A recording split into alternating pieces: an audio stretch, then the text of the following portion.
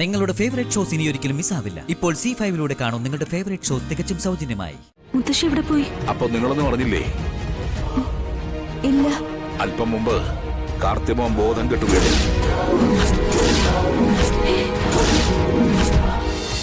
ഞാനൊരല്പം മുമ്പ് സാവിത്രി വിളിച്ചിരുന്നു. സാവിത്രി എന്താ ഒന്നും മിണ്ടാത്തത്? എന്നെ വിളിച്ചെന്നോ? ആ, വിളിച്ചിരുന്നു. ആ വാർഡ് വിൽപ്പനയുടെ കാര്യം പറയാനാ വിളിച്ചത്. ഞാൻ എന്തൊക്കെയോ പറഞ്ഞതല്ലാതെ സാവിത്രി ഒരു അക്ഷരം തിരിച്ചു പറഞ്ഞില്ല. ഇനി മറ്റാരെങ്കിലും ആണോ ഫോൺ എടുത്തത്? അതിന് ഞാൻ ഫോൺ എടുത്തില്ലല്ലോ ഷൺമുഖ. എങ്കിൽ പണി പാളി. വീട്ടിൽ ആരൊക്കെ ഉണ്ട്? ഇപ്പോ അച്ഛൻ മാത്രമേ ഉള്ളൂ. ഓ, ഇനി അങ്ങേരോ മറ്റോ ആണോ ഫോൺ എടുത്തത്?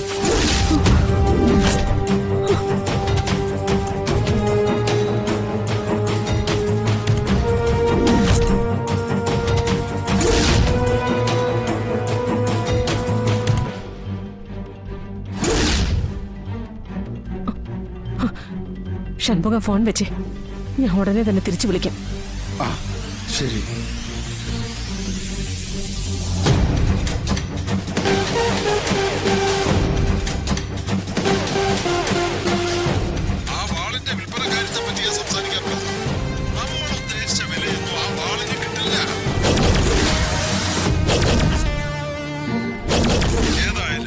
പരമാവധി വില കിട്ടാൻ വേണ്ടി ഞാൻ ഇന്റർനാഷണൽ ബയേഴ്സുമായി കോണ്ടാക്ട് ചെയ്തുകൊണ്ടിരിക്കുകയാണ്.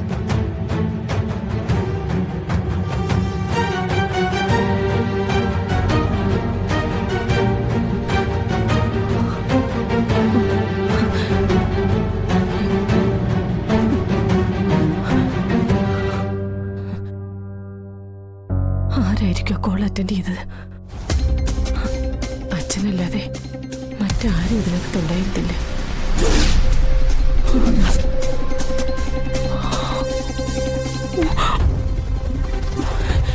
അച്ഛൻ തന്നെ.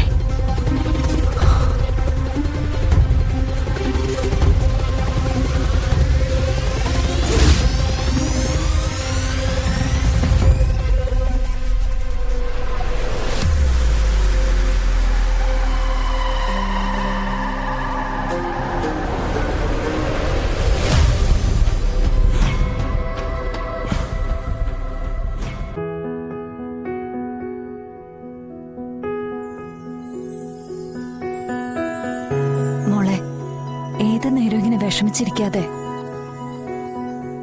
എന്തിനും ഏതിനും ഒരു പരിഹാരം ഉണ്ടാവില്ലേ? അങ്ങനെ നമുക്ക് സമാധാനിക്കാം.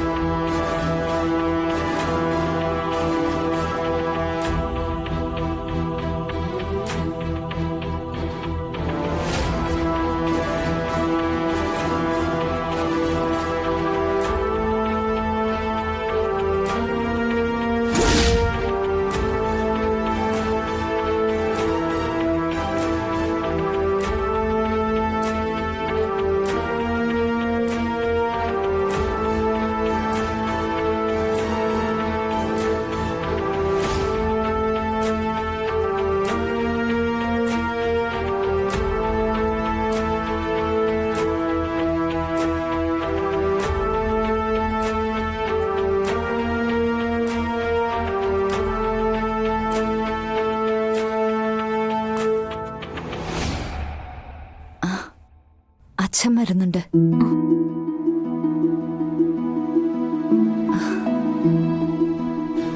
ഇരിക്കച്ഛ. ഞാൻ ഇരിക്കുന്നില്ല മോളെ, ഉടനെ പോവുകയാ. നമ്മൾ പുറമേ കാണുന്ന പോലെ അല്ല മനുഷ്യർ. അവരുടെയൊക്കെ ഉള്ളിൽ എന്താണെന്ന് തിരിച്ചറിയുമ്പോ നമ്മൾ പകച്ചു നിന്നു പോവും. മനുഷ്യർ അപകടകാരിയായ ഒരു ജീവിയാണ്. മൃഗങ്ങൾ വെറും പാവങ്ങൾ. അച്ഛൻ എന്തൊക്കെയാ പറയുന്നേ? ഒന്നും മനസ്സിലാവുന്നില്ലല്ലോ. മീനാക്ഷി കൊച്ചിനെ കുറിച്ച് ചില തെറ്റിദ്ധാരണകൾ മുത്തശ്ശിക്ക് ഉണ്ടായിട്ടുണ്ട്. ആ തെറ്റിദ്ധാരണകൾ മുത്തച്ഛന് ഉടനെ തന്നെ മാറ്റും. കാരണം നടന്ന കാര്യങ്ങളുടെ എല്ലാ വിവരങ്ങളും എനിക്ക് തെളിവായിട്ടുണ്ട്. സത്യങ്ങളെല്ലാം തെളിയുന്നതോടെ ചെമ്പകമംഗലത്തിന് മീതെ പടർന്ന ശരദേശമെല്ലാം മാറിക്കിട്ടും. ഈ വീട്ടിൽ ഈ ദുരന്തങ്ങളെല്ലാം ഉണ്ടാക്കിയ ആളെ ഞാൻ കണ്ടെത്തിയിട്ടുണ്ട്. അവരെ ഞാൻ നിയമത്തിന്റെ മുമ്പിൽ കൊണ്ടുവരിക തന്നെ ചെയ്യും. തുറന്നു പറയാച്ച, ഞങ്ങൾക്കൊന്നും മനസ്സിലാവുന്നില്ല. എല്ലാം ഞാൻ തെളിച്ചു പറയാം മോളെ. അതിന് അച്ഛന് കുറച്ച് സമയം കൂടി തരണം. കാരണം ആരെയും ഞെട്ടിപ്പിക്കുന്ന വിവരങ്ങളാ ഞാൻ അല്പം പറഞ്ഞത്. പക്ഷേ ഈ സത്യങ്ങളെല്ലാം ആദ്യം അറിയേണ്ടത് രാജലക്ഷ്മിയാണ്. എന്തായാലും രാജലക്ഷ്മി ഇങ്ങോട്ട് വരട്ടെ. അവളെയെല്ലാം ബോധ്യപ്പെടുത്തിയ ശേഷം അവളും ഒന്ന് പറയട്ടെ മീനാക്ഷി കുഞ്ഞിനോട് മാപ്പ്. അമ്മ വീട്ടിലില്ലേ? ഇല്ല. മുത്തശ്ശി എവിടെ പോയി? അപ്പൊ നിങ്ങളൊന്നും പറഞ്ഞില്ലേ? ഇല്ല. അല്പം മുമ്പ് കാർത്തിമോൻ ബോധം കെട്ടു വീണു.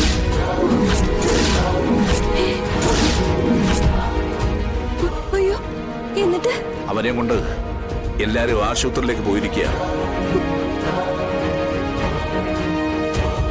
അമ്മേ, അച്ഛാ, ഏത് ഹോസ്പിറ്റലിലേക്ക് അവര് പോയിരിക്കുന്നത്? BR hospital. അമ്മേ, നമുക്ക് അങ്ങോട്ട് പോവാം. അച്ഛാ, ഞങ്ങള് ചെല്ല് മക്കളെ, ചെല്ല്. ഞാൻ രാജലക്ഷ്മിയെ വിളിച്ച് ആദ്യം ഇക്കാര്യം പറയട്ടെ. മോളെ,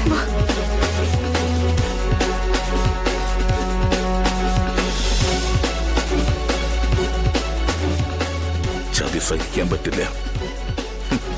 നെറുകെട്ട മക്കൾ.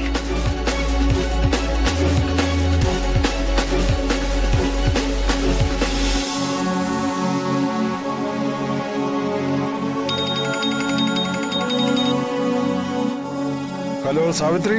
എനിക്ക് ചില കാര്യങ്ങൾ ചെയ്തു തീർക്കാനുണ്ട്. അതിന് ഷൺമുഖന്റെ സഹായം എനിക്ക് വേണം. എന്ത് വേണമെന്ന് ഇങ്ങോട്ട് പറഞ്ഞാ മതി.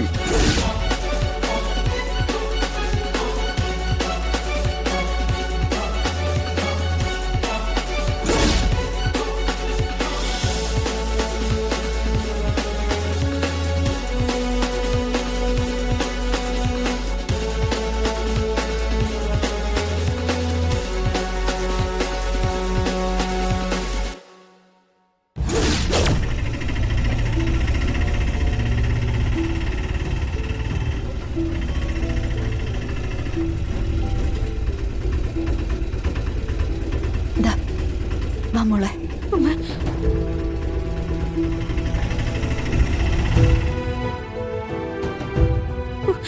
സിസ്റ്റർ, ഏത് പേഷ്യന്റിനെ കാണാന്?